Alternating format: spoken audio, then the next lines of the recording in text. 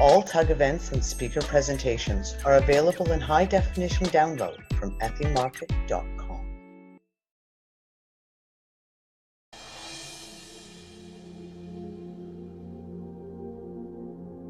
Who are we? What are we? Why are we here? How did we get here? When did we begin? In the beginning there was nothing, and then out of the darkness of nothing there was a singularity that was light, and that light expanded to become all.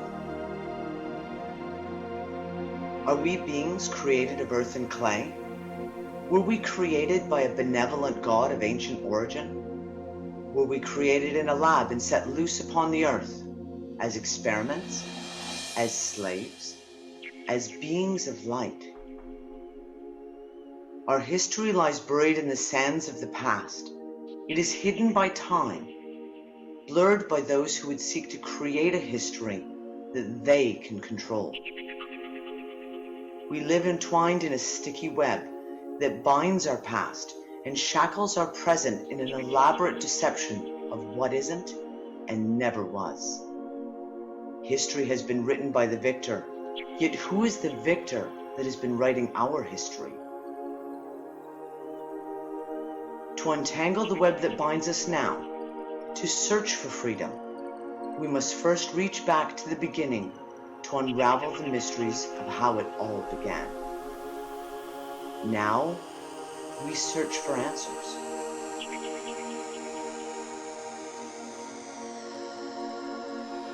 Origins. So it begins at the Untangled gathering.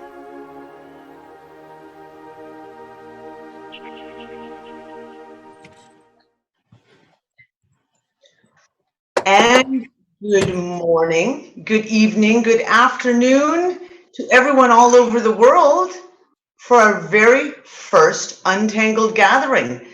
Today, we launch the Origins Conference, and we have an incredible lineup of speakers coming to you live from all over this blue marble that we call home. So without further ado, I would like to introduce our very first presenter, who I am very excitedly waiting to hear all that he has to say. We have Colin Hayter, who will be live from Australia with Lisa Harrison to talk about the Gosford glyphs and a whole different perspective of history compared to what we were taught in school. So please, I'd like to welcome Colin and Lisa. Hi, Dee. Hello, my love. Colin, how you doing? Click your video button. There is Colin. It is so awesome to meet you, Colin. And I have a whole household lined up in front of another computer ready to watch this because we're all very excited. Colin's muted still.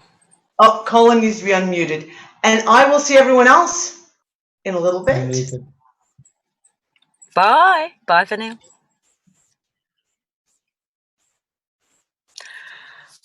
Colin, you're still muted. Jesus Christ. There you are. No, we got you now. We heard that.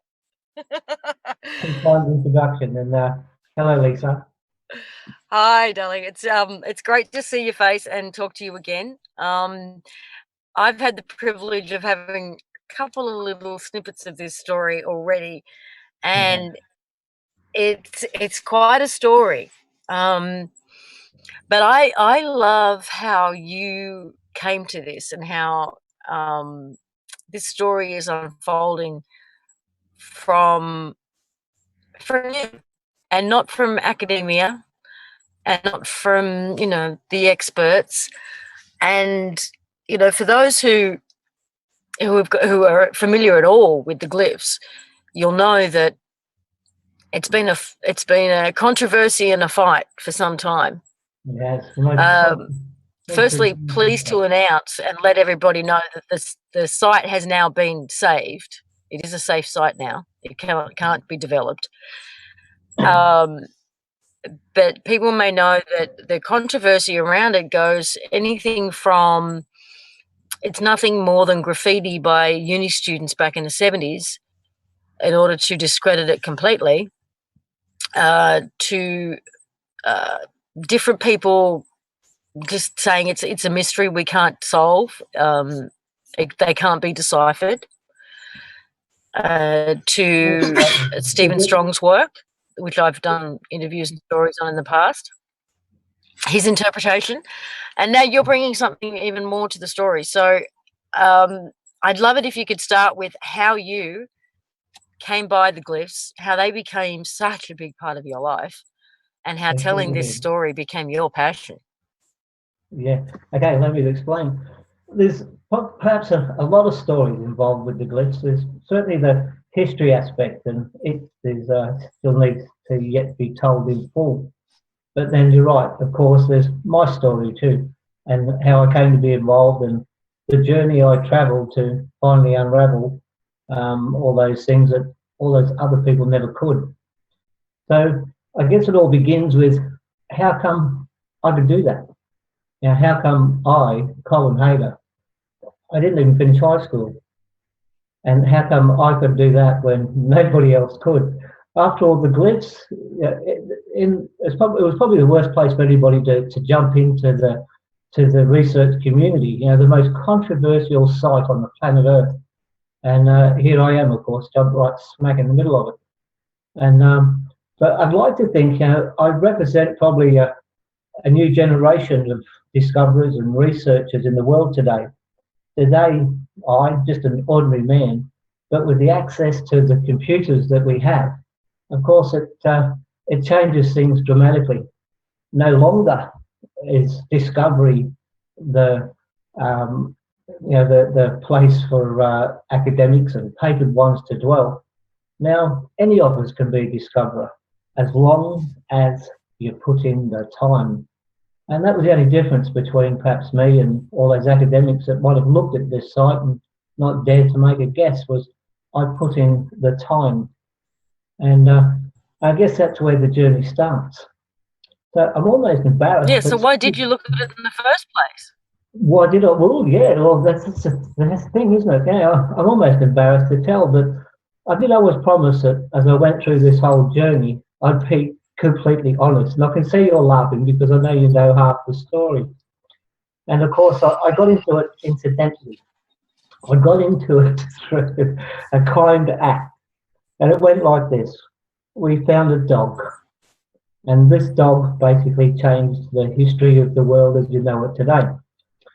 This lovely dog, an 80-kilo dog, bounding around inside my work shed, knocked the TV off the wall. And that was pretty bad for me. That was my entertainment, basically, while I was working away in the shed.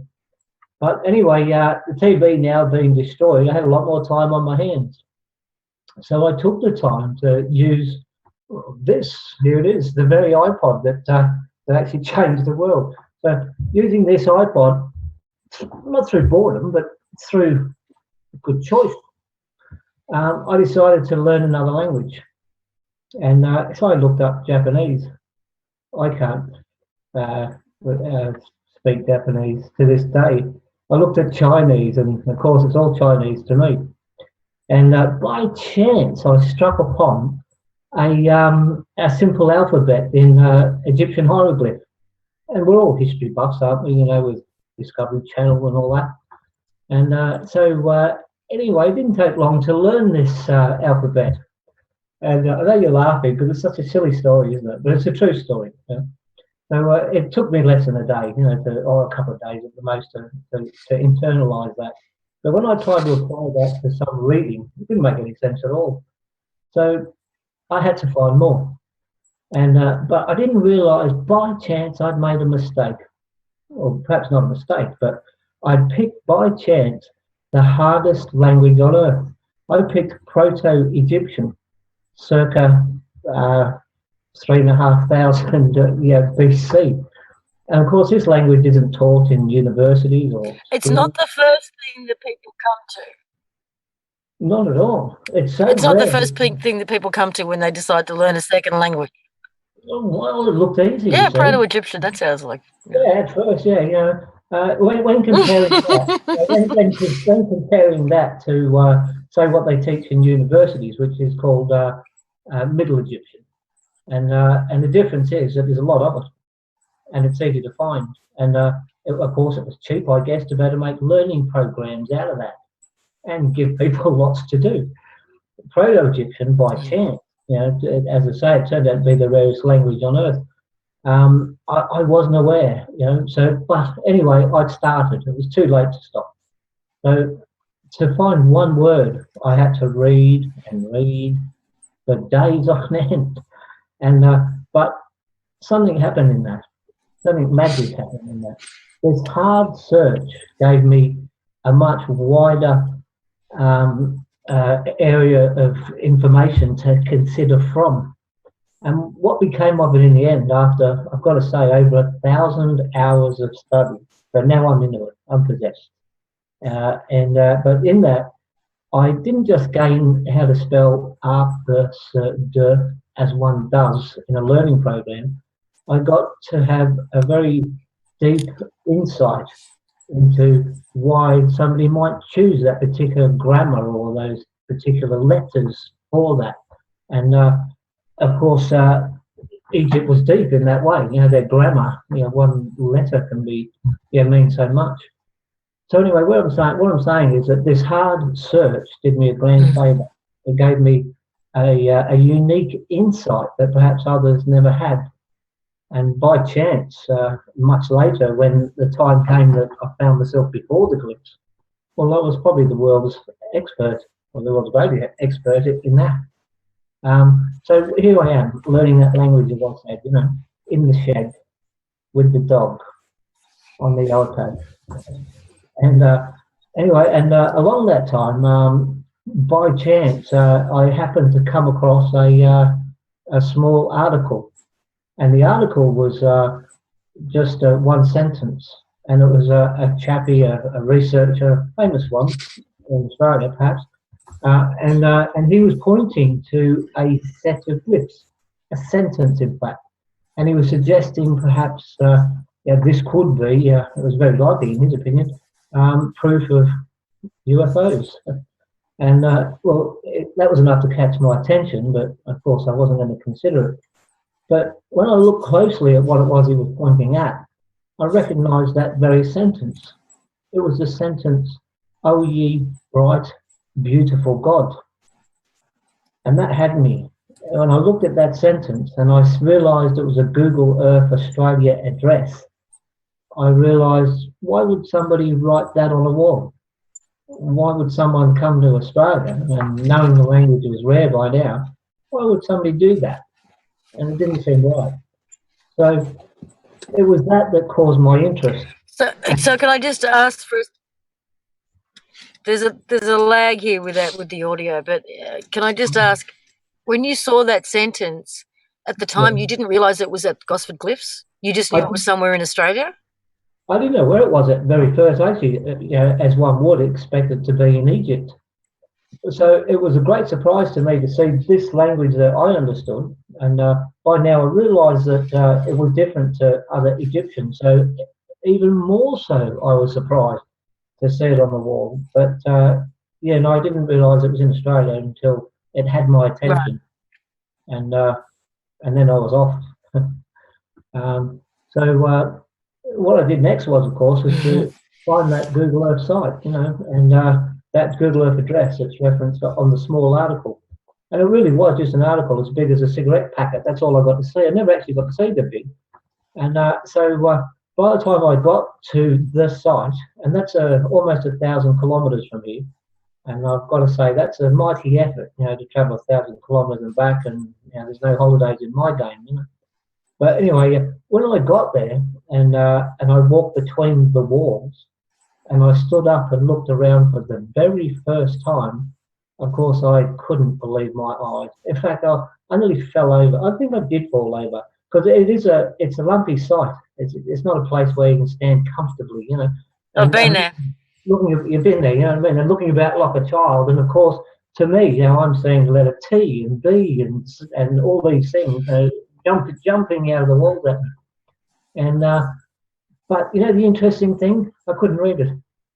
I was gobsmacked. I looked up and down, and I didn't have distractions. There was others there, and when they could see that I had a bit of a clue, of course, they're asking a lot of questions, and I wasn't ready to really give anything away, you know.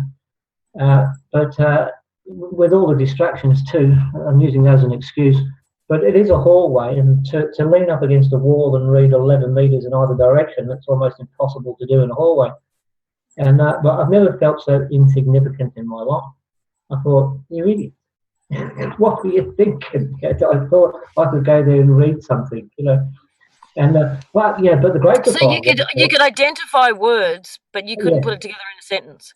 didn't have a clue. The words they go up and down, sideways, they go all over the place, and it's well said. I've got to say, the grammar on that wall is 100% perfect, and but at this time I'm looking and I don't know, because without knowing the line, the flow of the story, you don't know which way the texts are actually flowing at first, and I didn't. And so I could look at something and read an entire sentence, and then it turned into gobbledygook and didn't make any sense at all. But what it was, see, that the choice of text on the wall, it's a very special text. It's Proto-Egyptian in perfect grammar in every way, but there's a way of writing in this type of language, and I'll simplify it and say this. For example, if I wrote a sentence, each word can be written using just one glyph or text. So we would call an entire word written from one text, say, a singular text or singular glyph. So the word cat might be a picture of a cat, for example. You know? Now, on the other hand, you could write the word cat and write t. So now we're talking more than singular, multiple. So we might call that a multiple text, you know. So it would seem that the author of the Gosford glyphs, the man who was in charge that day and designed the layout of the way it was going to go, he chose to write in singular text. And this is where a lot of people went wrong, including the Egyptian peoples that came out not so long ago, and in all, you know, they meant well. But of course, like others, you know, when they're reading a number of texts, they're expecting that 3 or 4 individual texts is an entire word, not realising that's not the case at all. So is it a form of Proto-Egyptian shorthand? Yes, you could say that. Yes, it is. Yeah. And at the same time, still correct enough. It's just the right selection of the individual text, but so it's right enough to still be perfect grammar. You know, it's just choices. Would the choice to use a shorthand be simply the space provided? Yes. Or and time. And time. Yeah. You think they're in a hurry? Well, it wasn't that they're in a hurry. They had a lot to do. And what they had a lot to do was, you know, really within the story as it all comes about, in the way that they were a long way from home. They had limited resources, of course, but then there's a time limit to do with ceremonies and burials and these sorts of things. They have to happen at a certain time, and they had all that up against them. But one of the greatest things they had against them, of course, was these people, the ones that survived to write this on the wall. They just survived a terrible tragedy. They just survived over 100 of their crew members being killed, their king now dead, their guests that had been along with them, the Aboriginal elder, the Jed Snefru, they were killed too. They'd just gone through probably the worst tragedy that you could imagine, and here they were now. They had to get themselves back together and pull themselves together to get this job done, to bury the king and, of course, their shipmates. Now you're going to have to get us into the story. Yeah, I am. Yeah. What does the story on the glyphs tell you? Okay, yeah. All right. So that's probably the best way that you can all grasp a picture, perhaps, because this story has never been told in public ever before. And what I'm about to tell you now is the beginning of the story from in Egypt, where it's recorded in the West Part Papyrus, to where it eventually ends in Gosford. But that's not the end of the story, by the way. Remember, they did survive and made it home.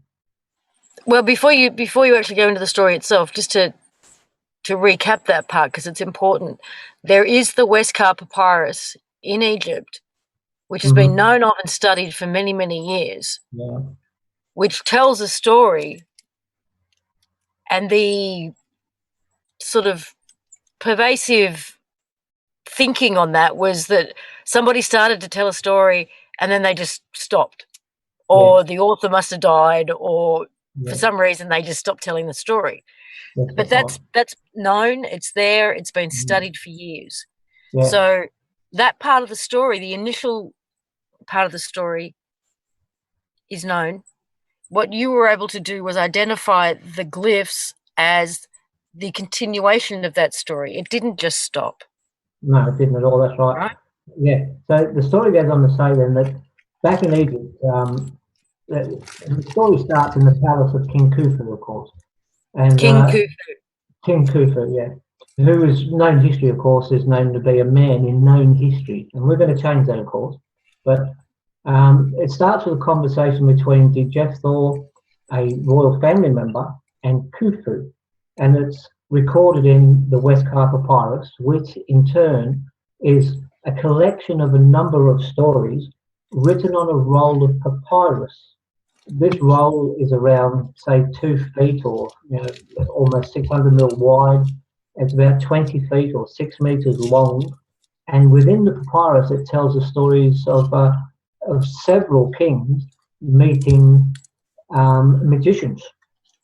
And of course, this story, Didi and Didi the magician, or Didi meets Khufu, is one of those stories. And so it would seem the Westcar Papyrus plays a very big, important part in the glyphs. So just to make sure I'm keeping I know there's going to be a lot of names that come into this, so I want to keep them straight. So Khufu is the king. Yeah. And what was the other one? Okay. Didi. Didi, D-E-D-I, is a magician. Magician, yeah. So in the Westcar Papyrus, he's known as Didi the magician. So what I'm about to explain now is the story of Didi the magician and Khufu the king when they meet. So once again, in the Westcar Papyrus, it says this. It says that Djefthor was talking, a family member was talking to Khufu in the palace, and he suggested to King Khufu that there was a magician in the land of Djed Snefru who could do miracles and knew the wisdoms of those who had passed. In fact, he knew the numbers of the chambers of Thoth. What that really means, I guess, is something to do with the design of God's house. Now, Khufu really enjoyed magic, but Khufu also was possessed with furthering her, and I'm going to say her now because it's time to swap into real life. Khufu was actually a woman, we'll get to that. But she was infatuated with improving her chances of her afterlife. And so knowing that Didi knew some answers to where God's house was, Khufu asked Djefthor to go to the land of Djed Snefru and bring Didi back so Khufu could talk to Didi. As recorded in the Westcar Papyrus, Djefthor prepared 2 boats and headed off to the land of Djed Snefru. Again recorded in the Westcar, he lands on shore here in Australia. He meets with Didi. They talk for some time. In that, they go back to the boats. Didi and Djefthor and Didi's children go back to Egypt. Now, Didi's children, as it says in the Westcar, you've got to remember this, Didi is 110 years old, also recorded that way in the Westcar. So his children aren't toddlers or children. Of course, they would be elders themselves. But Didi had requested, sure, I'll come to Egypt to see your king. In fact, I met your grandfather, Snefru, twice. This is recorded in the Westcar. This is what Didi said. And but so I will go meet your king. can I bring my So children? he met Khufu's grandfather. Yes. Yeah, no, Jephthah's grandfather. So Oh, it's Khufu's Jephthah's. father. Yeah, Snefru. And later you'll find it's actually recorded at the Gosford Glyphs that Snefru came there twice before. And so a lot of things in this are recorded in the Westcar, and there they are on the walls at Gosford as well. And So are we talking that Didi was hundreds of years old? 110. 110. Yeah, and a good-looking man for his day, apparently, the way they explain it in the Westcar. His skin was tight, he had no wheezing in his chest, and he could drink a lot of grog, and that's what it So says. this was unusual. It was enough to be noted that these were unusual characteristics. Well, it was noted, and that's unusual in itself. So I guess it must have been unusual for them to want to even note it. Yeah, but it comes up a lot. And so anyway, so Jephthah, as I said, him and Didi's children, they went back to Egypt, and next it records that they land there, and Didi goes to meet Khufu. And again, it goes on to record that Didi did some tricks for Khufu, which impressed him, or impressed her a great deal. I should say him, because in the Westcar, that's how they tell it, isn't it? But impressed the king a great deal. And then Khufu said those magic, fateful words. He said to Didi, you know where the house of Thoth is, don't you? And the house of Thoth, of course, is the house of God to Egyptians. And Didi said, yes, I do. And amongst a great deal of other talk about some other things, but not to go on all night about it, they hatch a plot. And the plot is to go and look for the house of Thoth, so that Khufu, could copy the numbers of the chambers of Thoth into her house on the horizon. Now, the house on the horizon, of course, and right now a lot of historians and archaeologists, their ears would have just popped up. That's the name of the pyramid of Cheops. That is its name. Of course, Cheops was given to it by the Greeks, who came hundreds and hundreds of years later.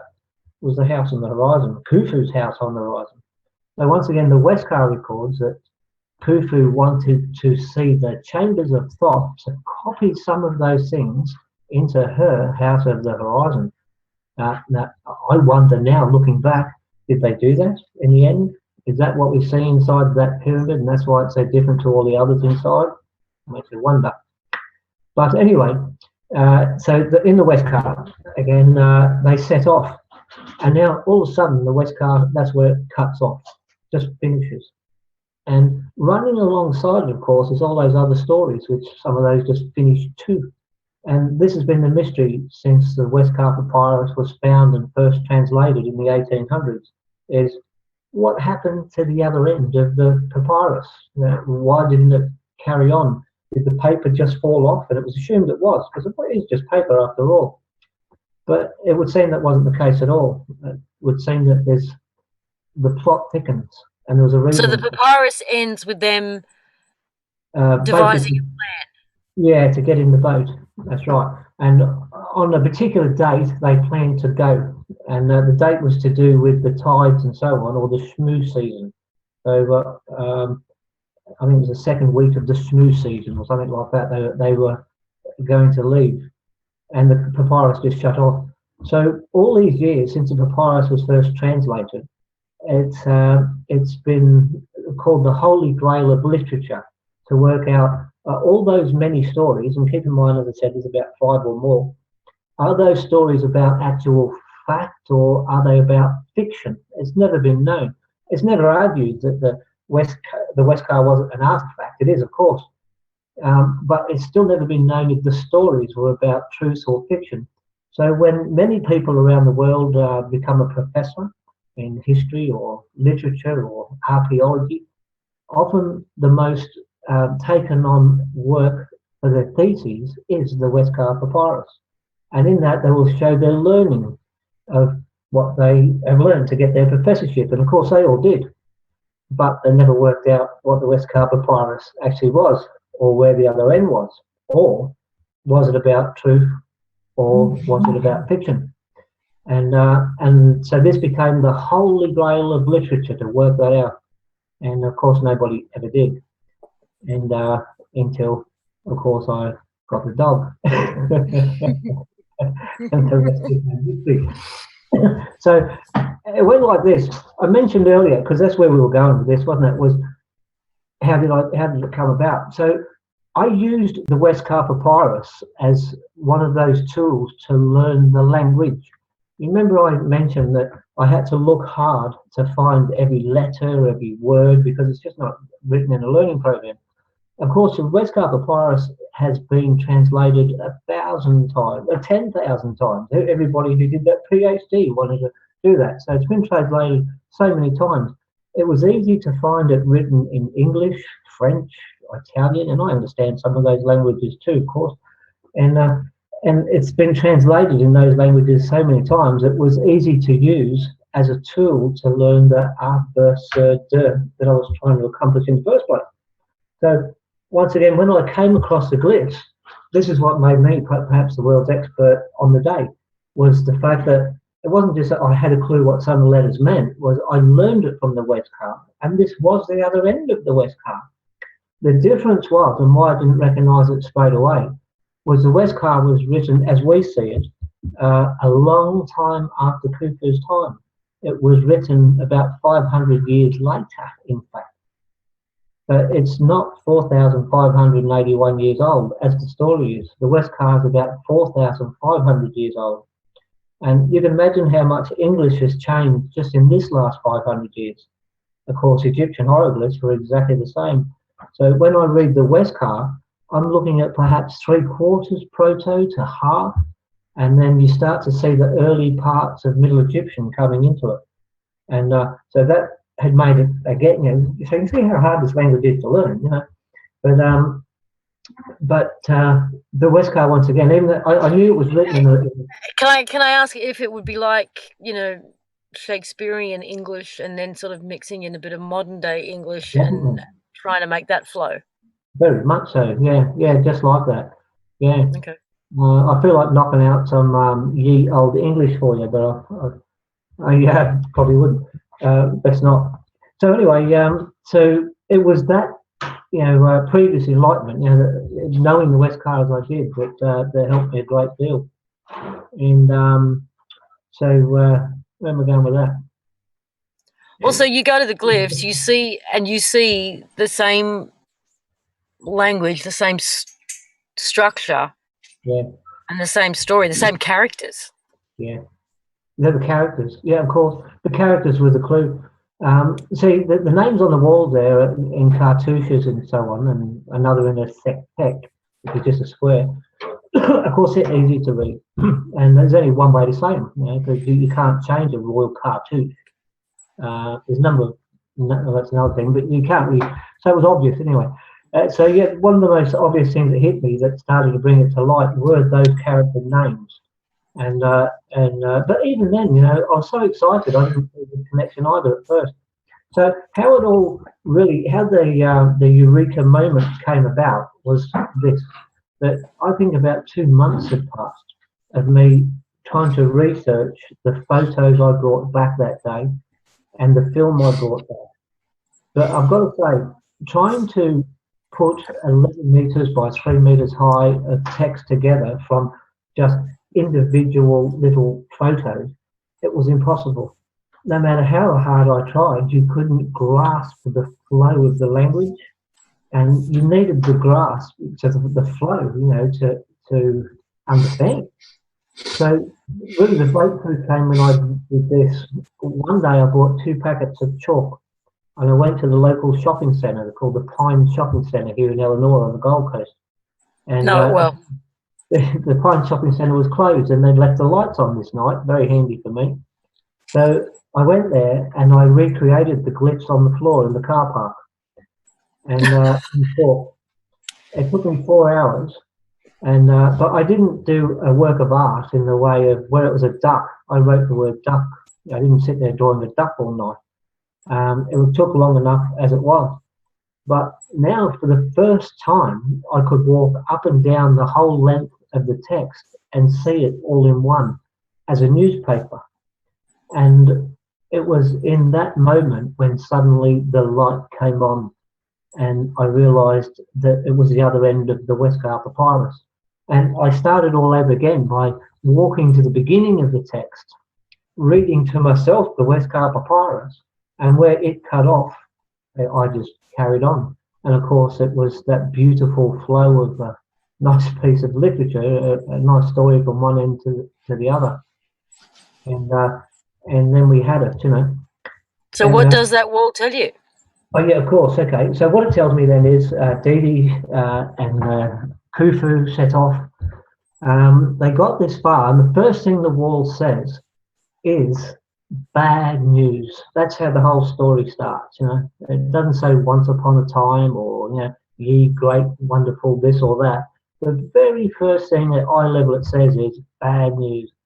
And one of the earliest texts that I did understand, so I knew straight from the start, this is bad news. You know, nothing to celebrate here.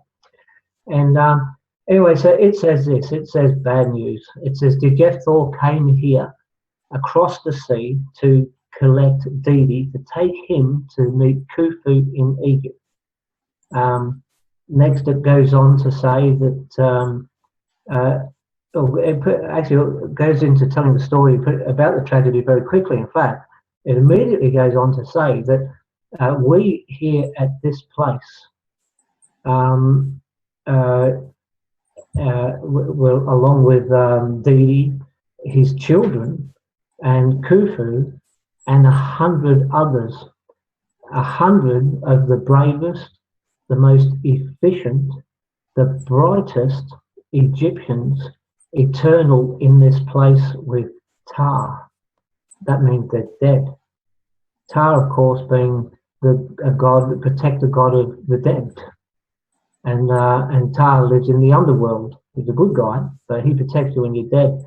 But I realised what I was reading was it had gone from saying that Dejethor came here to get Didi, and it quickly developed into a funerary wall. And it was actually suggesting that... what? Sorry, can you say that again? A funerary wall is what it became very quickly.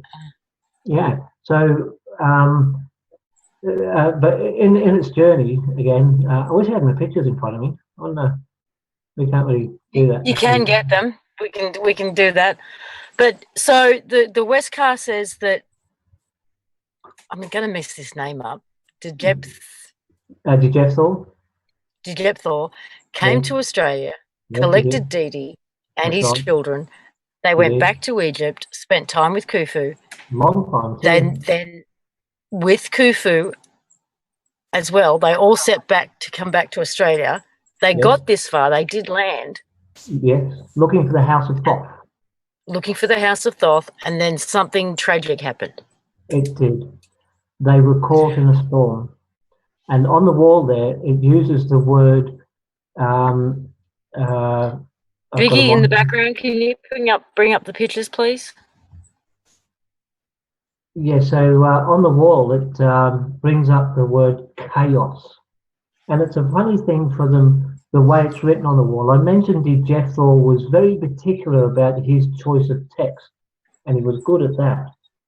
On the wall, it starts to tell that there was a storm. And then it says the word chaos. But the Egyptians didn't use the word chaos very often at all. It was reserved for only a few things. In fact, I think it's only ever been seen probably 3 or 4 times in thousands of years on Egyptian walls. It was really reserved.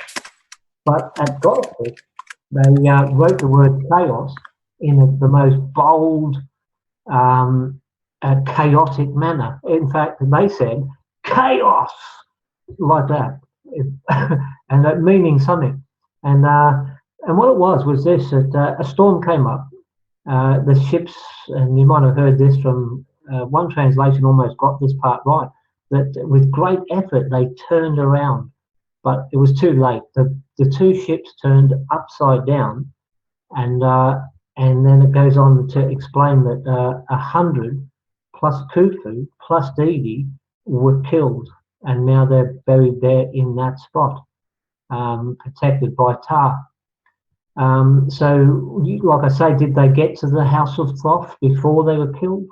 It says on the wall, with great effort we turned around. But was that on the way there or on the way back? I still don't know. I'd like to know. I guess a good look at the pyramid of Cheops, the house on the horizon, would tell us that.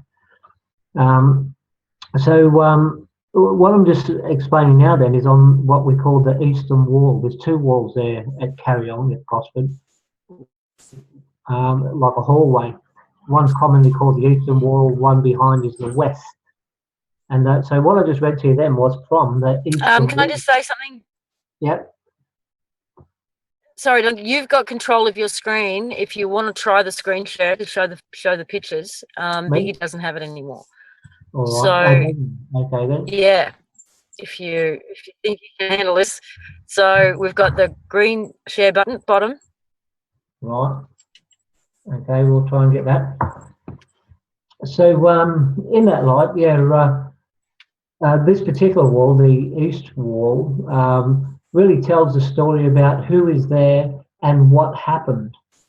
And then when we turn around to face the wall behind us, or the western wall, then this breaks into a funerary wall and tells a great deal about how they were prepared and what they did with them, and so on. Trying to get these pictures up for you. Yep. And what have we got? Oh, all right. All Yep. right. So when I click on one of these things, we're going to get something, are we? Well, you should All do. right. I can see your computers, your desktop Okay. with all your photos. Okay. So what does this do for us? Nothing.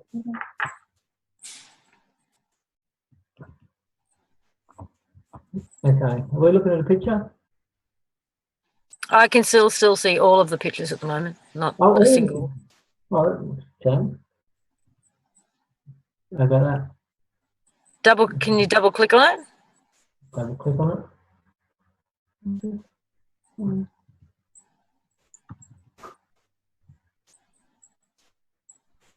No luck? Well, is it opened on your screen?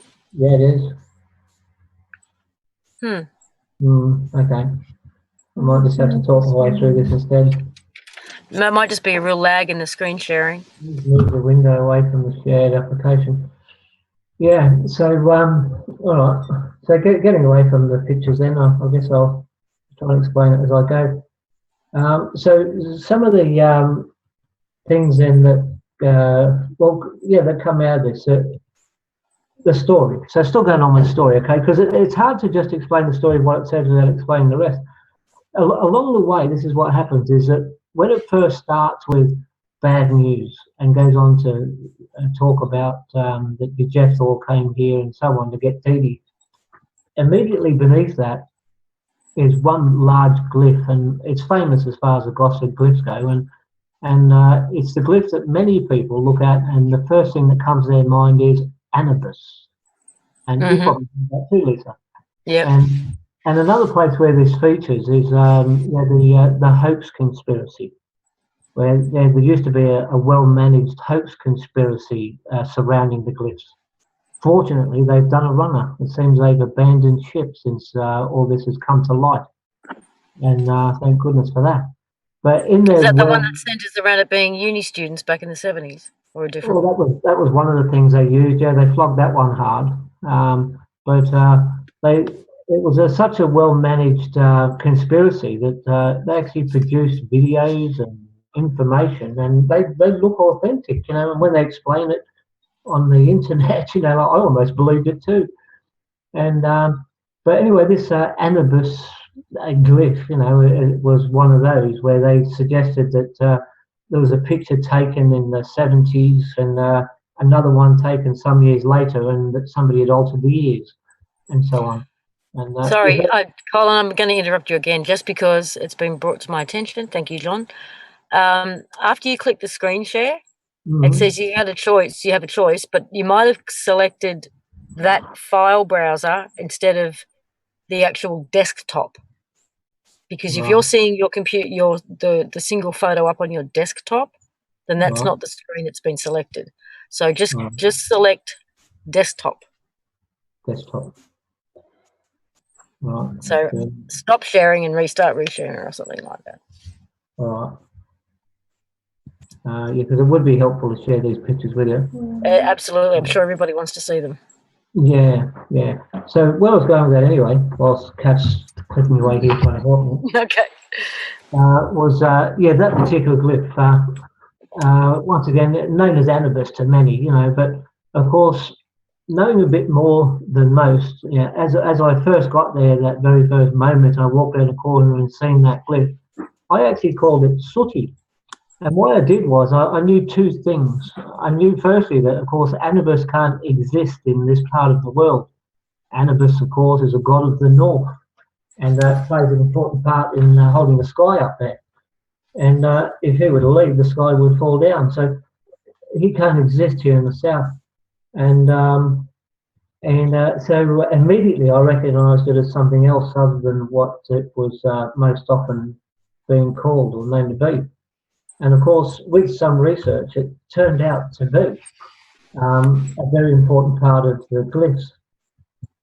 It turned out to be the god Amun-Ra. And when I say turned out to be the god Amun-Ra, it goes like this. That there in the picture we see that Anubis style, you know, character. But immediately above him and to his right, what we see is the sun, and most importantly, the sun's rays shining upon Amun.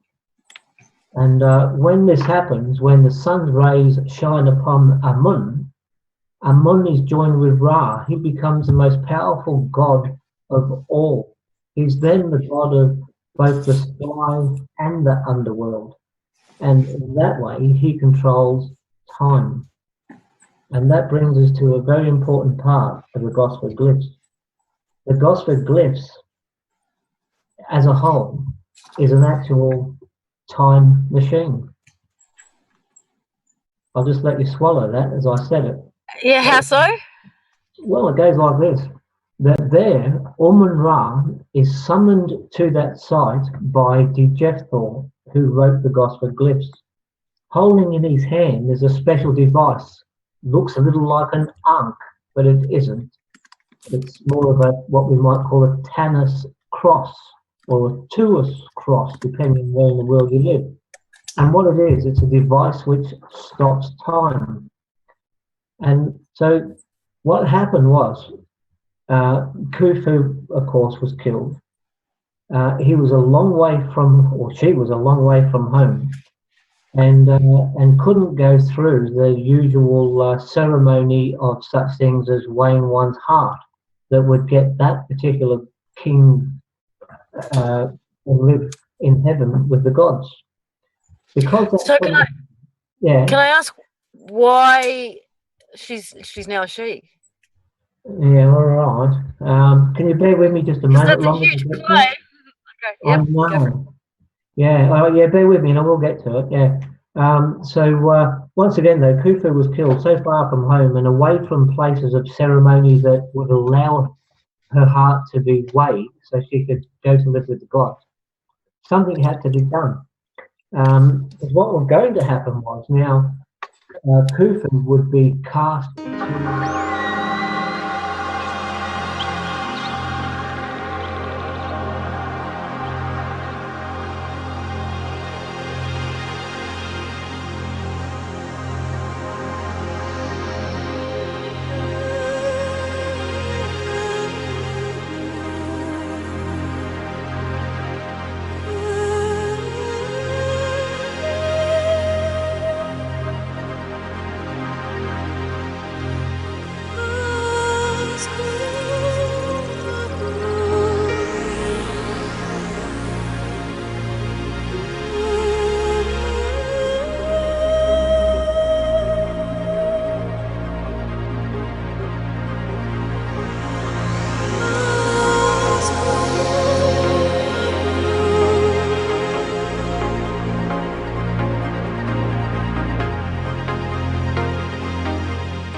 Okay, guys, are we back?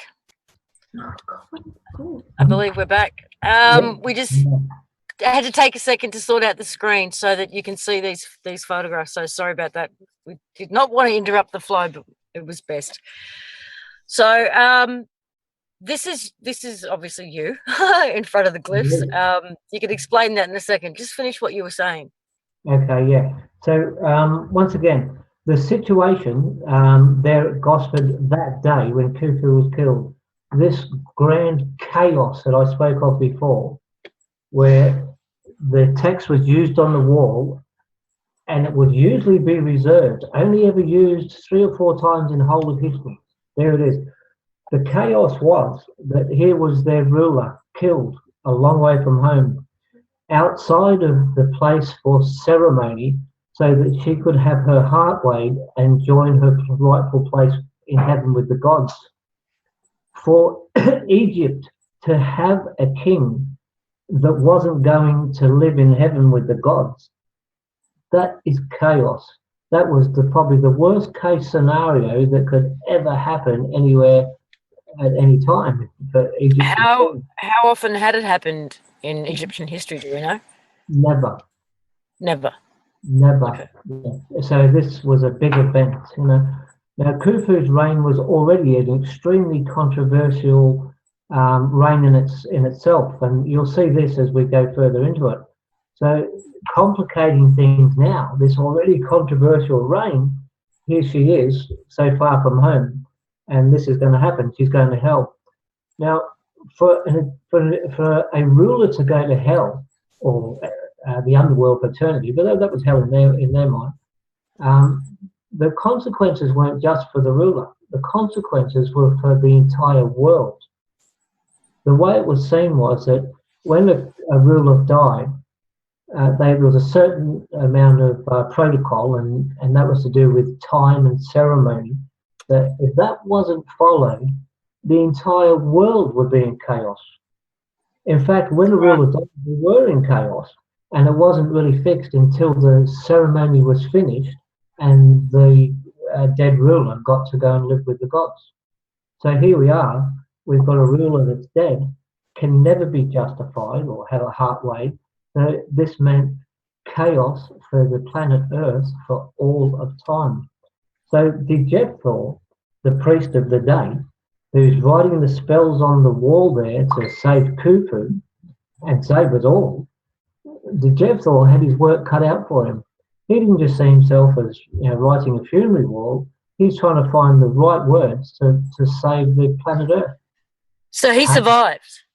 He did. Him and many others. And it was Djebthor and the others that survived that, of course, built the glyphs, repaired the ships, and made it back home. And that tells us something else. These men on these ships, and perhaps ladies too, they weren't just sailors. They were the very engineers and architects that built the Pyramid of Cheops. Now that's a big statement, but why this was they were going to copy the house of God, to copy into the pyramid, or not the pyramid, the house of the horizon, Khufu's pyramid. So of course Khufu wasn't going to take the local bricklayer or the painter or the labourer. These were the architects and engineers going to copy the house of God. So this was no ordinary crew. So being what they were, you can see how they were able to complete the tomb, because there's a tomb there at Gosford. It's not just writing on the wall. But then, of course, not just complete the tomb, but repair the 2 ships. These were, like it says on the wall explaining their death, it says 100 of the purest, of the brightest, of the bravest, most efficient Egyptians rest here eternal with Ta or Pa.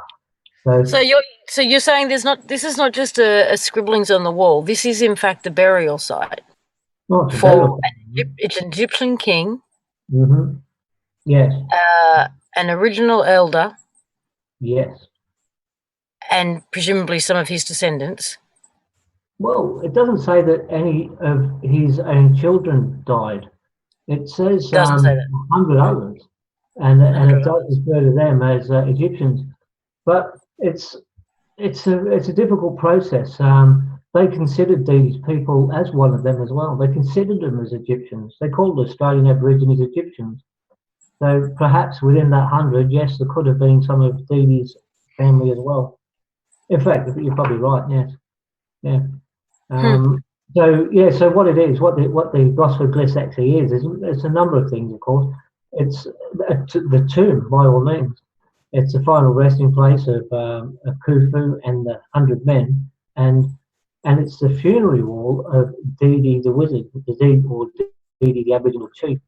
I always thought that Didi was actually buried there, but new information has come to light since that time that he might not be buried there. Certainly mentioned on the walls in the funerary text and so on. He was killed there, but it turns out Didi may well be buried somewhere else, and we'll come to that a little later. So how am I going? Am I on track here, or am I? Yeah, Well, we're an hour into it. We've got another hour to go. that went fast, didn't it? So this little picture you see here now, can you see that picture there? Me smiling, of course. Oh yes, you're looking very happy. Yeah, it's becoming a famous picture, this one. It's one of my favourites, in fact. And I haven't got many favourite pictures of me, but it's not about me, it's about what's behind me. And of course, in this picture, this is the very second that I mentioned earlier when the light came on. Holding the camera there is a 15-year-old boy, a journalist cadet, his first day on the job. And this was basically his first picture. And he just happened to snap the camera at the very moment when I realised I'm looking at singular text. And at that moment, the sentences now started to just leap out of the walls around me. And at that very moment, in fact, I was reading something that was humorous, and there's not much humorous on a funeral wall, but I've seen it that way. And knowing that I was the first person in 4,580 years to stand there and actually understand what it says. And so an interesting picture. So I wonder if we might look at another picture. We'll just flip along. Oh, here we go. So this one here now. We mentioned before the god Umun-Ra. This, ladies and gentlemen, introduce you to the god Umun-Ra. Not seen very often. It's thought to be Anubis by those who don't know. So Anubis, of course, didn't come along until again the Greeks. That's a Greek name. It's got nothing to do with Egyptian, other than it was given to an Egyptian. And so this is from before that time. So what we can't see out of view, just to Amun's right, is once again the sun god Ra shining onto him. And when those rays hit him, what that does is that he actually manifests here on Earth. So whilst that glyph exists, Umun-Ra is actually standing there in that very place. And odd enough, many people who stand in front of that very glyph have a surge of energy that almost makes them sick. I'm not surprised. They're standing in the very presence of the most powerful god on earth. So I can testify myself that the energy in that space, in that corridor, it's intense. Yeah. And this is why this is magic, and it's still working to this day. It's working like clockwork, as if he made a Swiss watch or something, and it's still going around. So you talked about time. Yes.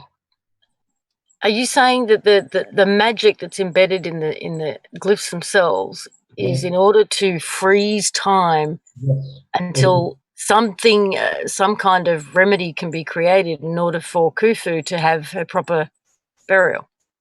Yeah, sort of. I don't think there is a remedy. I think what the Jephthah was up against was a permanent fix.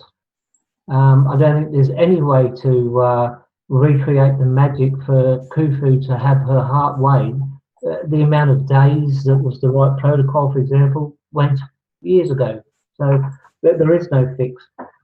This was the best solution to hold that place in time. And in doing that, the Jephthah saved the rest of us. Sorry, my little brain's ticking over in connection with 100 other conversations I've had over recent weeks and months about time and time loops and history. Okay. Yeah, so to grasp this as fact, one has to basically be able to grasp the concept, is time travel possible? And that's not an easy concept to grasp, But this was one of the very first issues that I had to climb over to move forward to learn more. If I couldn't have grasped that concept, I never would have got the rest of the story. So this very difficult concept came up as one of the very first things I had to wrestle with. So I might suggest this one glyph took me perhaps 3 months or more to understand of research. And how I did understand in the end was we found the spell that brings Ra, and not that I was going to try that, but knowing that there was one, and knowing that that was something that somebody might consider, then it shone light on what this really was, and of course it fitted into the picture. So the thing he's holding in his hand there, in his right hand, I call it a Tanis cross, a Tua, or T-A-U-I cross is another name for this sort of thing. And what it is, it's representative of that place in the Milky Way where the Milky Way splits into two, the crossroads of the Milky Way. Is that the Dark Rift or something else? The Mexicans call it, well, it's called Deneb, isn't it? Deneb, I think, is a star in that, the brightest star in that very spot. But what happens at that spot, of course, is in a lot of beliefs throughout the world, is on the soul's journey back to the stars. Once it gets to that spot, that's where it's going to meet its challenger, or its judge, its maker, and so on. And then they get from there to go to live forever, for eternity, and so on.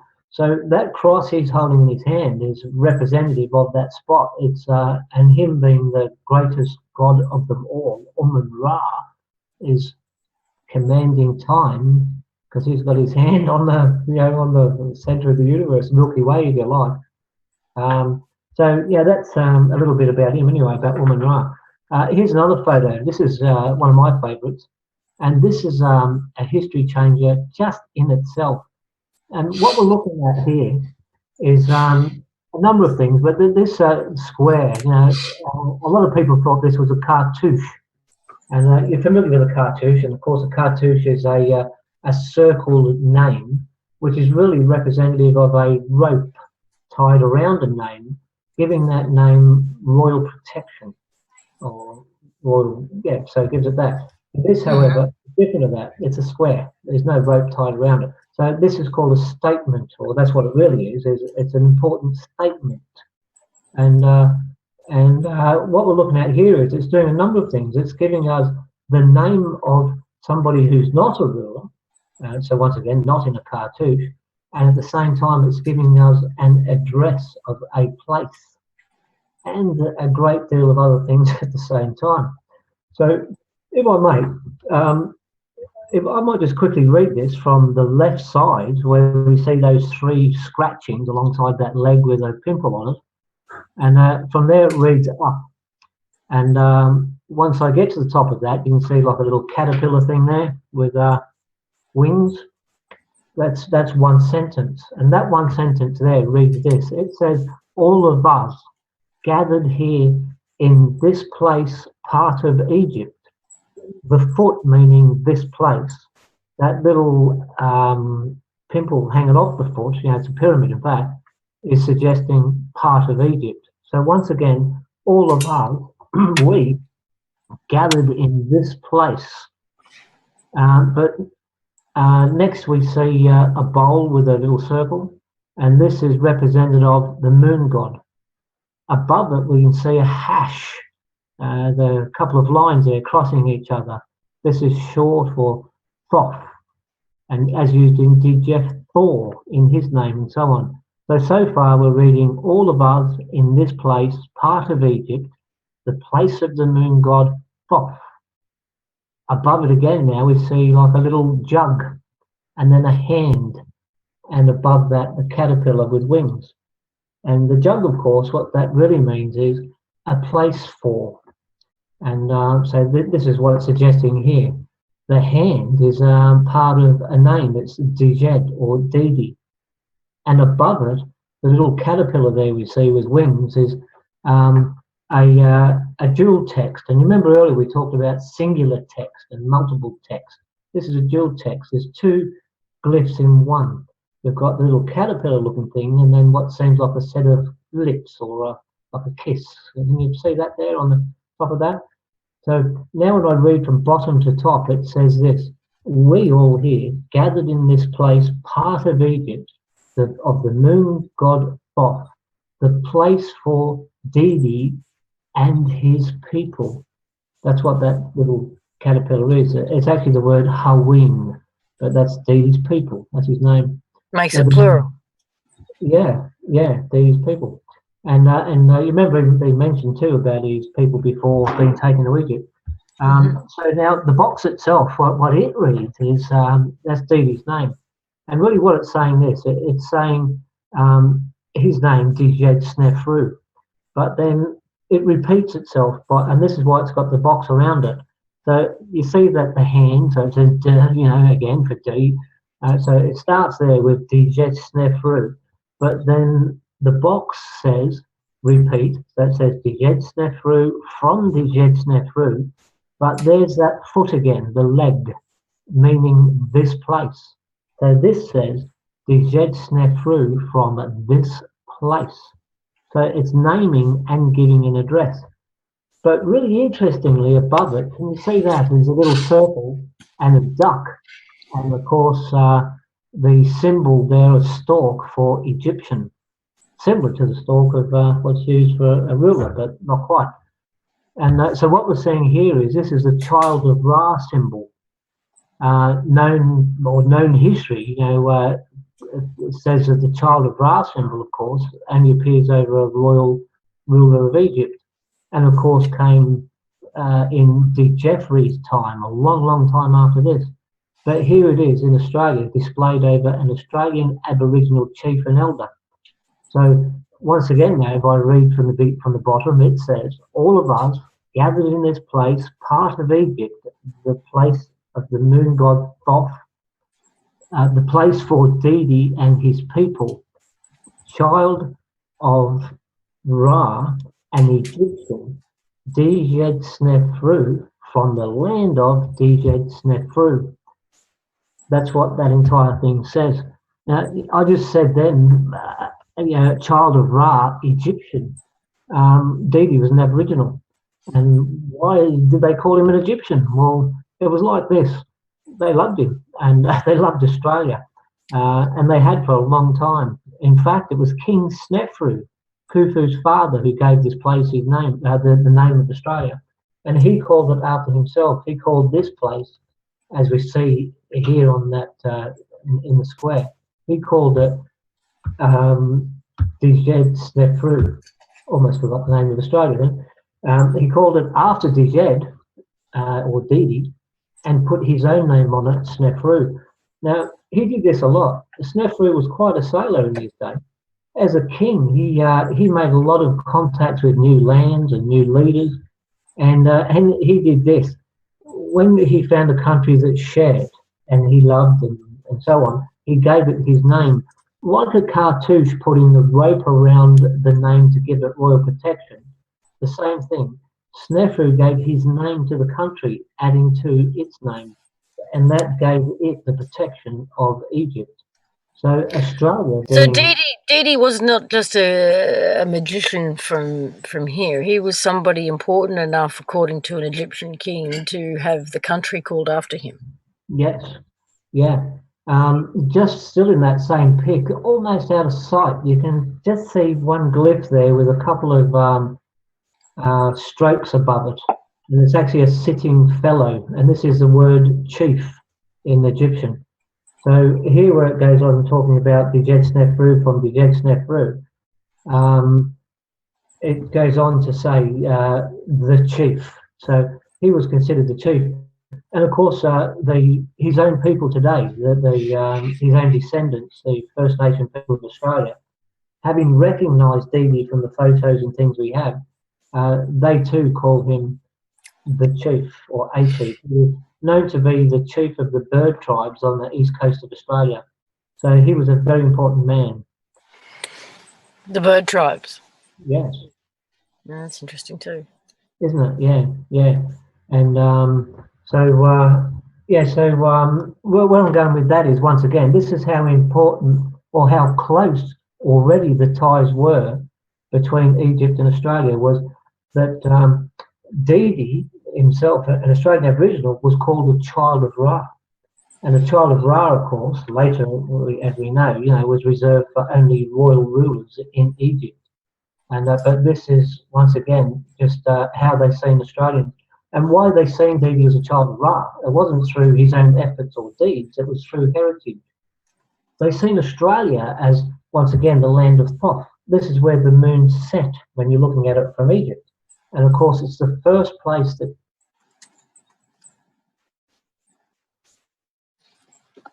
Oh, is it me or is it Cole?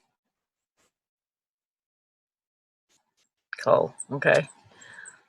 Hopefully he will unfreeze very soon.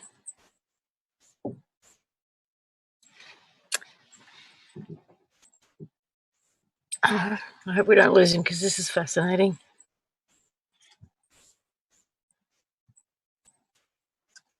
He crashes. Yeah.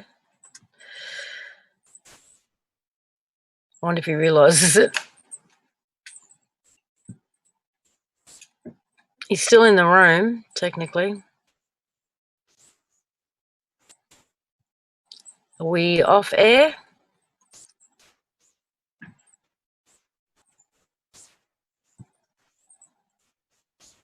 Still on air. Okay.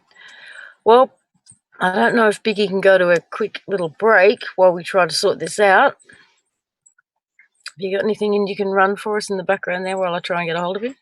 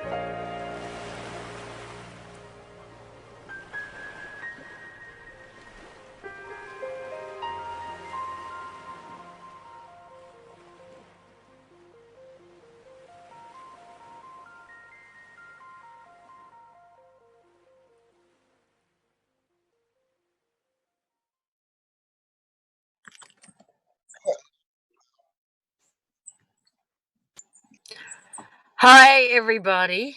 Ah, you're back. That's awesome. We were we were scared there for a second. Can you hear me? And you can hear me and see me okay? Okay, you're back. I don't know what happened. We didn't touch anything.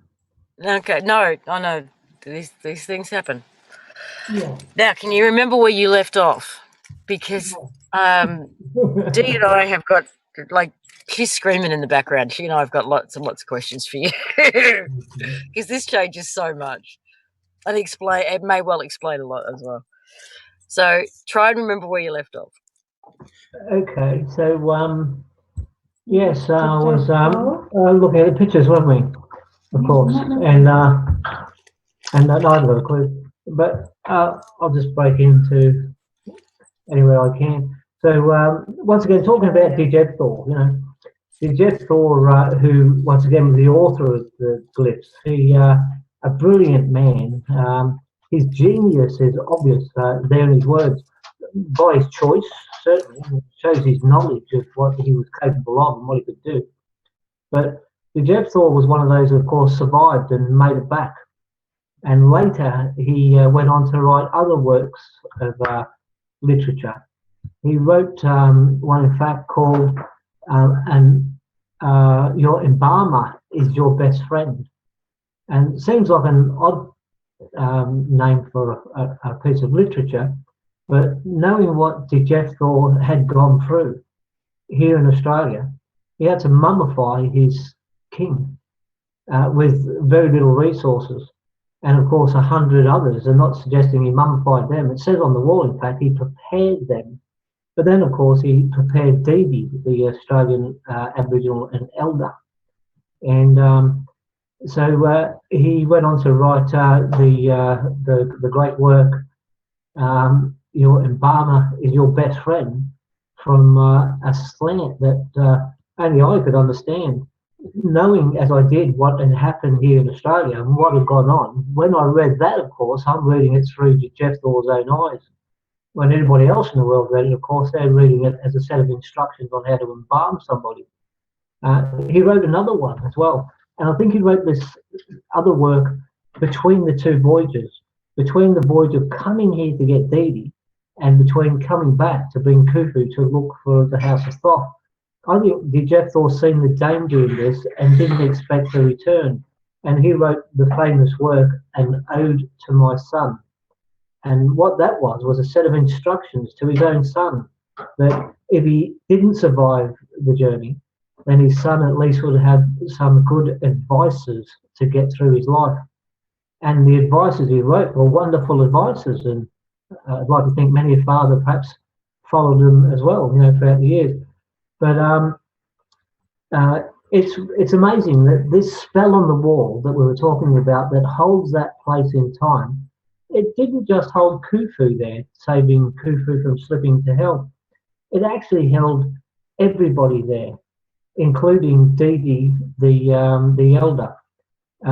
And I might suggest that the effects of the spell broaden from that as well, in the way that this case, if we can call it a case, King Khufu, the missing king of Egypt, the oldest case, cold case on earth, and all these other things, the amount of evidence that I've found about this now is unbelievable.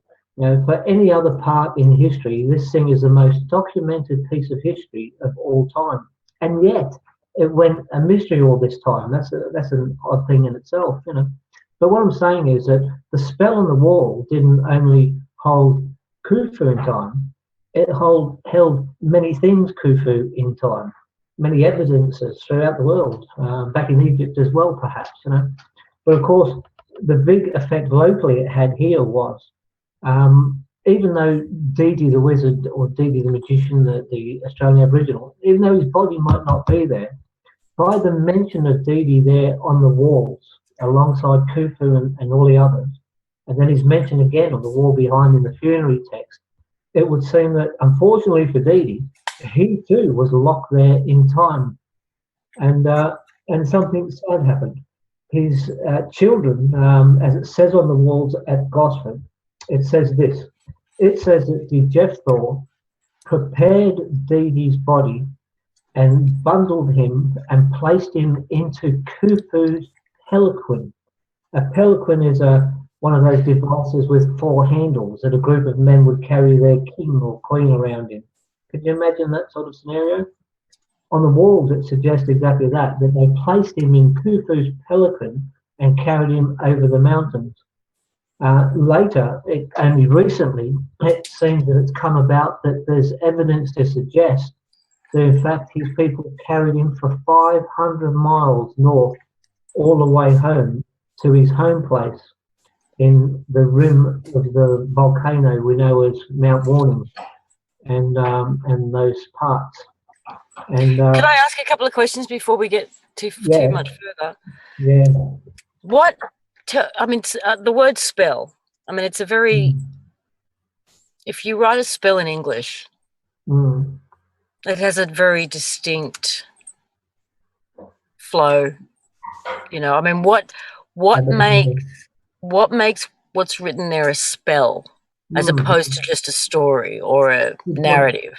Yeah, the simple choice of and placement of the text.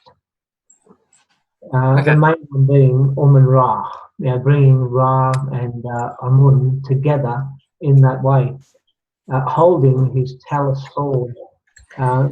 Just that simple thing is a text.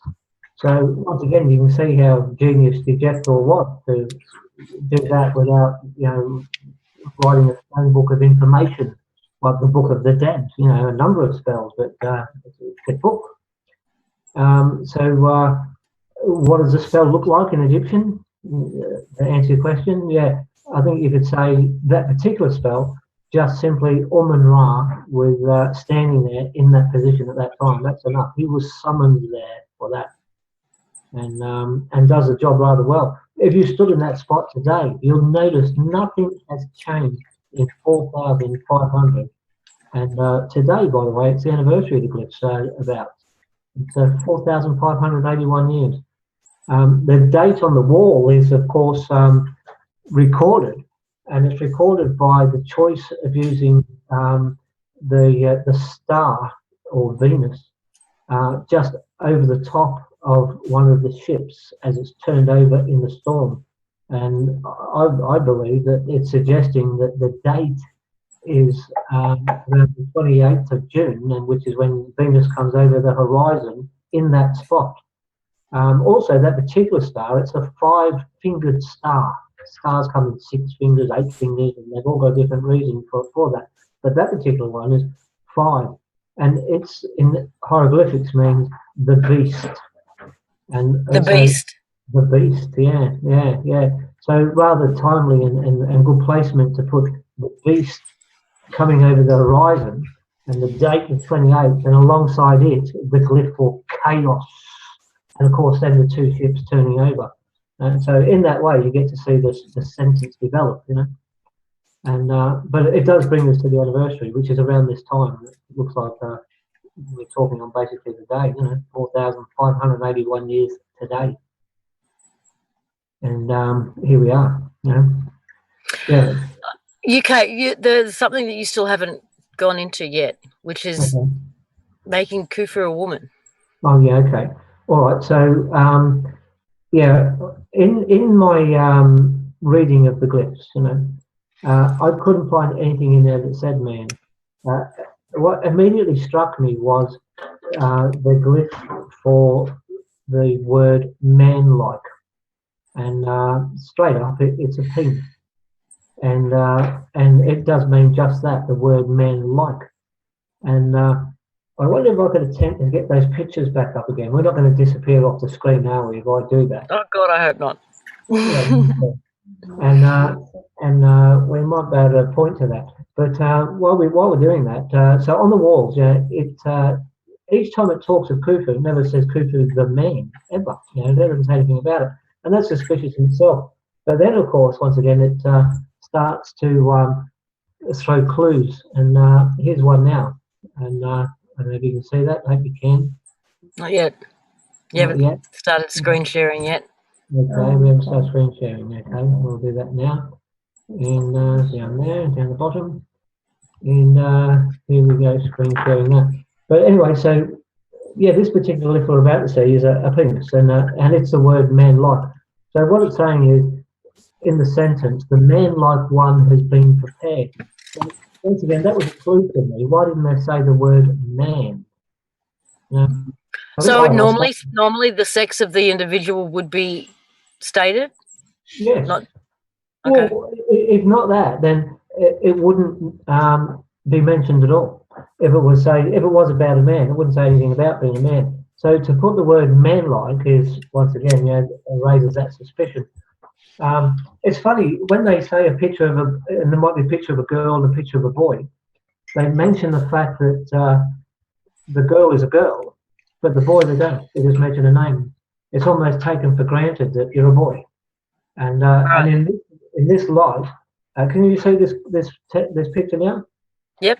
Yeah. Okay. So obviously looking at the penis there, and just above it, what we're seeing there is a mummy wrapped. But you notice the mummy's got feet at one end and breasts, and so this is actually suggesting the mummy, the man-like female prepared mummy. That's what that's actually saying. And once again, that was one of the things that got my suspicions up. I thought, why would they say that? Why would they say man-like instead of just not mention it at all? So the more I looked into it, the more I found there was no evidence whatsoever anywhere of Khufu being a man. But why man-like then? What is it about it that's man-like?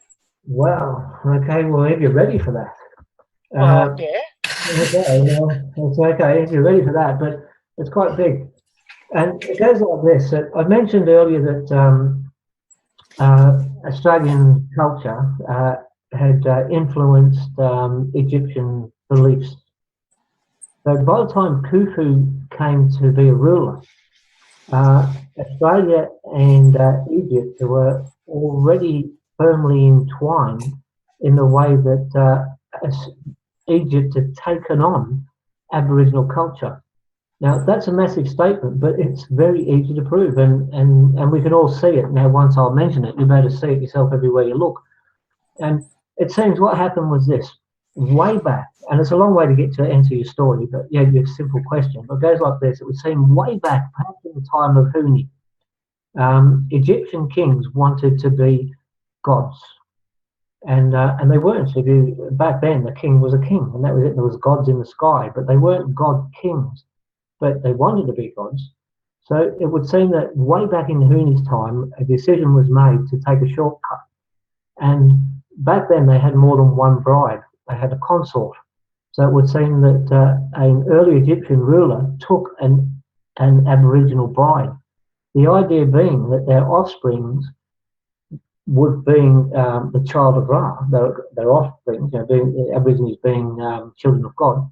So it meant that their offspring, the ruler of Egypt, would now be a god king. Can you see that?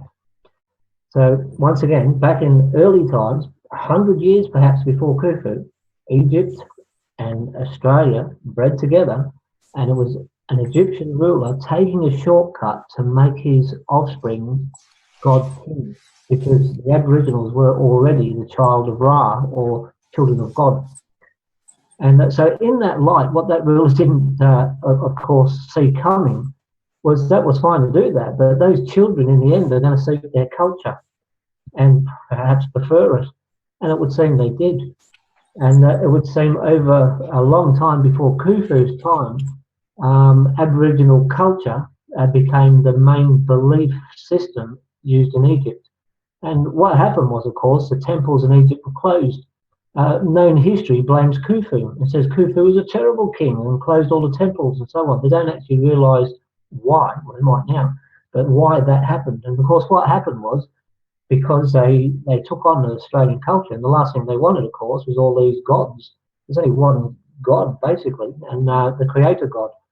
And so the temples were closed for that reason. So in that light, when following Aboriginal culture, of course, there's a lot of things involved in that. And of course, one of the things is the masculine and feminine to any songline of any place, event, or story, or reign, or any such thing. It would seem that for all things, there needs to be a masculine side and a feminine side. And that was never more important than in an Egyptian rule. The idea being that if all things were followed to law, L-O-R-E, as you know, and the songlines are kept intact, what would happen would be that the ruler would have a successful reign that would only bring positive to the land. And something happened to interfere with that. And what happened was, it would seem King Snefru, Khufu's dad, died quite early. He died when Khufu was just a child. And Khufu was too young to be able to take the reins. So Khufu's mother instead took over until the child had grown. When the time came that that Khufu did take rule, then this happened. She was a queen. She wasn't married. There was no king. Her mother before her had taken the rule on her behalf. That was the second queen. So there was no masculine. There was no masculine and female balance to the Egyptian rule. And that would bring a negative results or negative outcomes to the time of her reign. So to make up for that and try and still fit in with culture and law and songlines and so on, they called Khufu a man in text. Khufu did get to live to be a woman and have children and a husband and so on, but still they kept up this pseudo identity in text and in ceremony to hold in truth with Aboriginal culture of masculine and feminine. And this is why Khufu was called a man, not a girl. Man like one. I told you it was deep. We're able to grasp some of that. But have you basically surmised all of that based on just her being referred to as man-like? That was the clue that started me off, and Okay. but that was, and then further research as I got into a course and more clues developed and more and more and more. Well, I suppose Eventually, the discovery of a husband and children would add to that. that's right. What if I click on this there now, I can get another picture panel. So I'm going to just try for one more. Let's see. I'll just flick through. We didn't get quite the order that we were after, so I hope this doesn't create too much drama in your programming as I flick through here looking for the photo I'm really after. That's okay. But we were fortunate, I say we, but I was fortunate to be able to track Khufu through her entire life. She, once again, it was only text and ceremony only where she had to be referred to in that way. So you see this picture now that we're looking at on the screen? Mm-hmm. What we're looking at here is, this is the real statue, the only statue of Khufu as a child that can be attested to being made in Khufu's time. Now, this replaces one other statue that's known in known history, and it's a 6-inch piece that once was found with its head knocked off. It was discovered in the rubble of a tomb from the 26th dynasty, and it's been attested as the only statue there is of King Khufu, when in fact that's an untruth. Of course, it's not. It was made hundreds and hundreds of years after Khufu, and not being found in a place that can be attested to being from the time of Khufu. Of course, it's an untruth to say that it is. So what we're looking at here is this statue. This is an actual statue that comes from the time of Khufu. And where I found this is to find clues, I had to look in the graves of those who had passed away before Khufu had. And why I did was everything Khufu was destroyed, and we'll get to that too in time, but everything was destroyed, all records, all statues and edifices and texts. So the only surviving evidences were in people's graves who had already died. And those evidences and clues were kept safe for the whole of time and survived antiquity. So this is one. So this one, for example, this statue was found in the tomb of Sineb's wife. Sineb is that little fellow you see sitting there, a powerful man. He was the overseer for the children of Khufu. I mentioned before that Snefu passed away early. Somebody had to bring these children up, and the mother was looking after the throne. So this man and the lady alongside him, his wife, they were the two that brought Khufu and his brother and her brother up. And so they became like adopted parents to them. They did, yes. And so they educated Khufu, and this is De Geoffrey alongside, by the way. Known history says De Geoffrey is Khufu's son, but of course, so fickle, isn't it? This is De Geoffrey and Khufu as children, and this is their nanny above them and her husband. So on the text on the wall there, I can read that, of course, like a newspaper, and anybody can. You can see that that's alongside the whiter skinned young girl. That's the cartouche of Khufu that we see. With the young boy just to the right there, another common one, and not hard to look up, anybody can. That's the cartouche of De Geoffrey. And so once again, this is the statue found from a time that can be attested to Khufu's actual time. So this is a real thing. And of course, this shows Khufu as a girl. Right. The statue, hundreds of years later, shows Khufu You can't really tell if it's a girl or a boy. It's just assumed it's a boy, you know. And that's where the assumption comes from, that Khufu was a man, nothing else but that fickle statue found in a faraway place. So it's funny how history sticks tags on things so easily. Something as important as a ruler like Khufu, you know, probably one of the greatest kings of all time from the greatest golden age, and they didn't even get that right. But once again, everything Khufu was destroyed. So, and it was destroyed because of the way she died, right? Dying yes, away from home. it was because she couldn't be justified and she wasn't going to go to heaven. She could never be recorded in history as being a ruler of Egypt. So in that light, everything was taken away. So some of the greatest works of the golden age, we'll never get to see them. They were taken down and taken apart and dismantled. The Khufu Causeway took 10 years to build, and which leads to the Great Pyramid from the Nile. And it was ordained in all sorts of fashion and celebration of Khufu. But of course, it had to go, and it took 10 years to build. And so they spared no effort in ridding the place of Khufu. Unfortunately, Djed Snefru, the land of Djed Snefru, disappeared with her because, again, you know, that was something attached to Khufu, so both it and her disappeared into history. So looking through these graves and tombs of those who have passed, this is where most of these clues are coming from today. But as we go on, what's this? So once again, this is Djeffrey, her brother, and Khufu as children. But as we get older, we'll see some more. I'll just flip again. Be patient with me. You notice here again, this young lady on the right-hand side looks very familiar to the young child we just seen. Am I seeing things mirrored? Are we talking about the short dark hair or the long hair? Yes, the short dark hair. Yeah, okay. Almost a mirror image of the child we just seen in the last photo. Right. And this is Khufu again, but this time this is Khufu at perhaps around 40 years or more older. And alongside her, this is Khufu's own daughter, taller than her, all grown. Excuse me. So this is Princess Mererithus II. And but this was her identity as she went through life, her real life identity. And in this identity, she had children.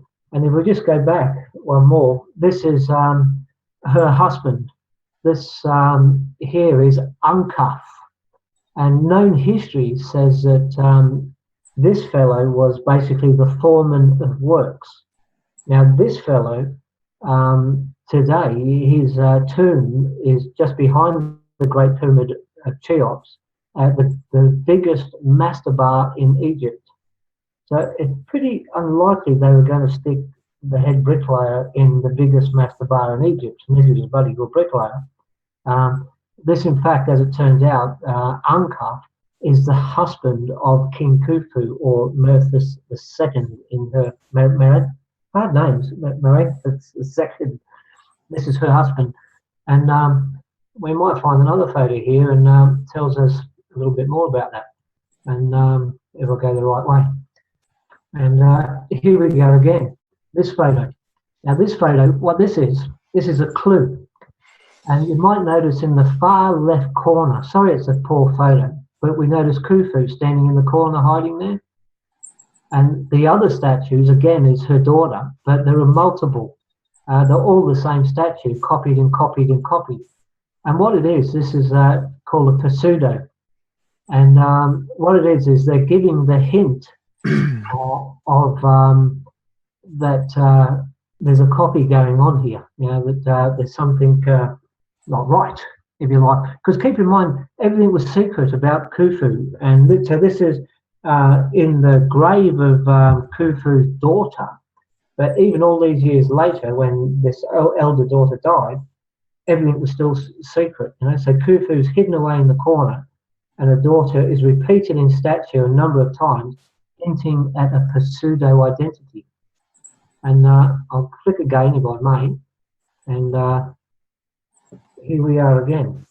And what have we got here? This is Khufu's daughter once again, isn't it? But you'll notice the Sphinx to the left. Hope you can see that in the photo. Yep. Or to your right, is it? That's to my left. A Sphinx with Khufu. You don't see that every day. And of course, the big Sphinx as we know it today, damaged in its face and never repaired. And gives a hint to perhaps the fate that it too suffered back then at this time in the 4th dynasty. It's often been wondered who built the Sphinx, and said that it was Djeffri, the king after Khufu, who built it, and that was his likeness that was destroyed in the lightning storm and so on. But now you know what I've told you today. Have a look at the Sphinx and have a look at its face and the fact that it was destroyed just like everything Khufu was. And like this small picture here, we might find that there's more in the Sphinx to answer questions. Yeah, and again, I'm just flicking through photos here, but well, that photo, that boat, that. Yeah, we're about to come back to that, and that's a pretty important boat. That's the you'll find that that's the boat that they actually arrived on. But what I was looking for was something else. But let's just stop on this one for a moment. This one's amazing. We're talking about finding clues now in tombs of those who have passed before. And this here is, well, let me introduce you. This is Didi, the chief and elder of the bird tribes of the east coast of Australia in 4,581 years ago. This is him. So this image here comes from the wall also of Seneb's wife's tomb. And what it was Seneb and his wife, of course, were very, very close to Khufu. They were almost like his mum and dad. They brought him up. And so at the time when Seneb's wife passed away, Didi, being a guest there in Egypt, was a very important man. And he attended the funeral of Khufu's dear friend. And to honour Didi as an international guest there, they placed his figure there on the wall in Seneb's tomb. And back in Egypt, they don't know what this is. They call this the mystery old man. And there he is in amongst what we usually see in an Egyptian ceremony text is those fine, wonderful drawings of Egyptians doing their thing. And there's this guy smack in the middle of them all. And so this picture, when the story was very gently introduced to culture, to the Aboriginal nation of Australia today, and this picture, it had to be shown to them. It was done in a very special way. It was not to insult or cause shock, because I knew it would, and it did. But however, on getting themselves together, and he was identified then as being who he is, being a chief and elder. Those scars on his chest there aren't just random marks. They actually identify his tribe and his part in that, who he was. So through this photo, as well as the other things that have come to light since, this is Didi the magician in the Westcar Papyrus, or Djed Snefru, the chief and elder from Australia. And a remarkable photo, isn't it? It is. Yeah. Those who see it for the first time, especially on a big screen, and if they of culture, it's quite a blow, and you really do have to prepare people to, look, before I turn this on, you really just prepare yourself. And so quite a shock. But so once again, this is the evidences coming out of looking through the tombs of those who passed. And here's Didi again now, and this is that same picture, but the total picture of him from head to foot.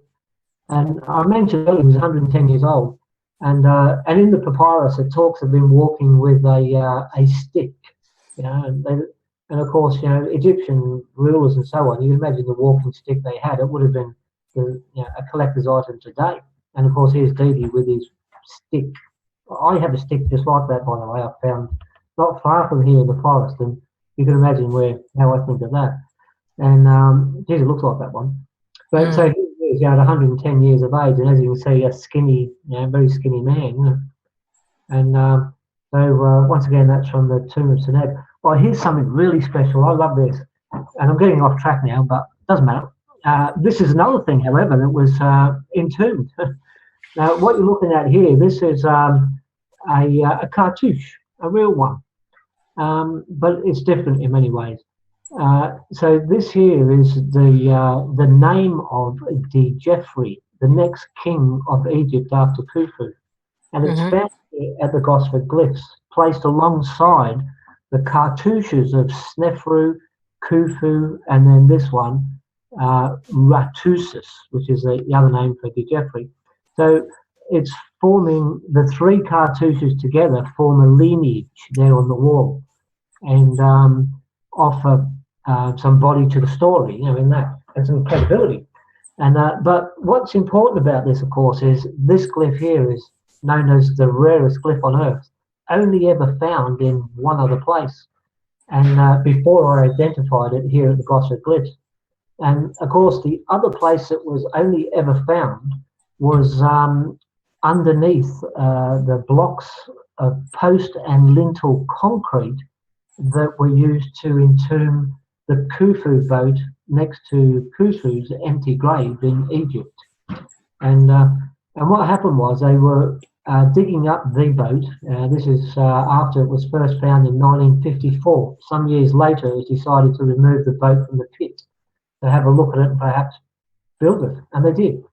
And but when they were doing that, they found this. So what we're looking at here in this pic, it looks like a piece of paper, but what this really is this is the bottom side of a stone block.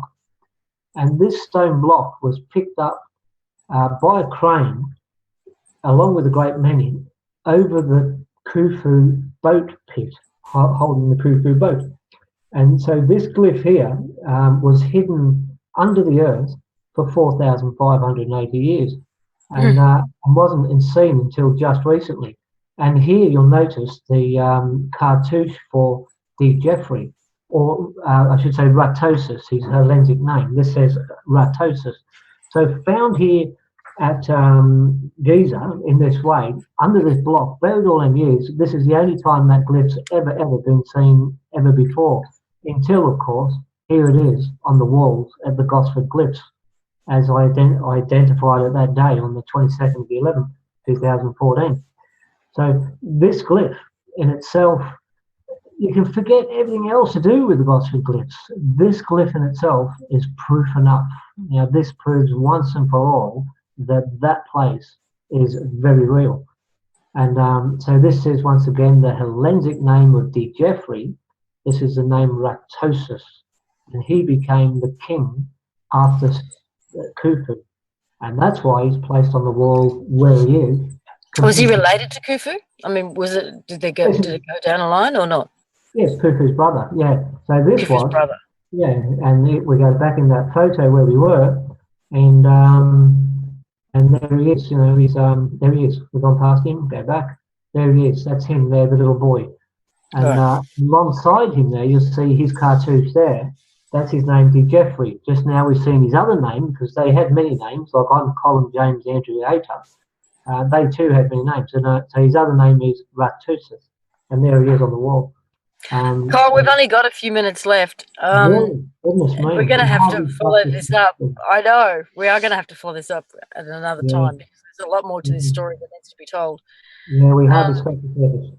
Because I want to get more into how, I mean, firstly, the technology to even travel here.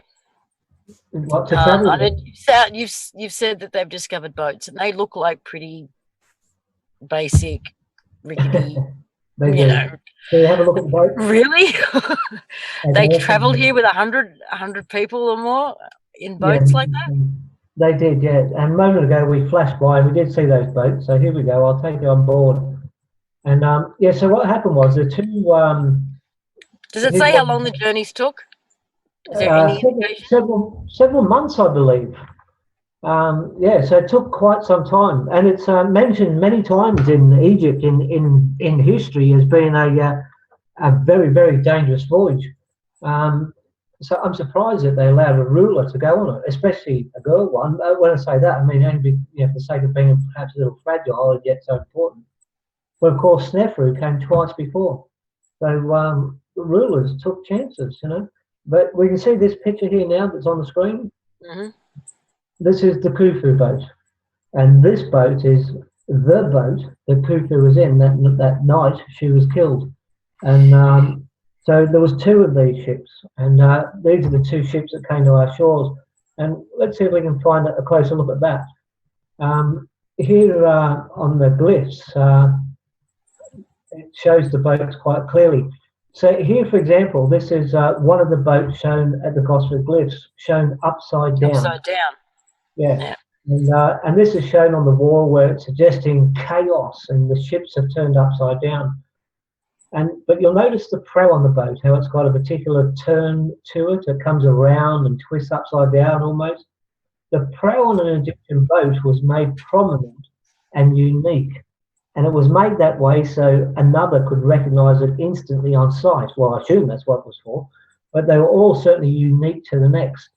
And so this is one of the boats on the wall. Here's the second boat on the wall.